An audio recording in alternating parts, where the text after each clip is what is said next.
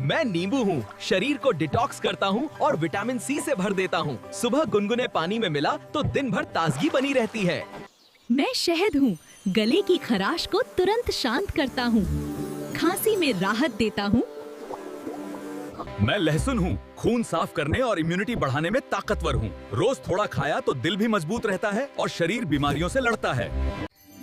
मैं हल्दी वाला दूध हूँ, शरीर की थकान और दर्द को अंदर से शांत करता हूँ।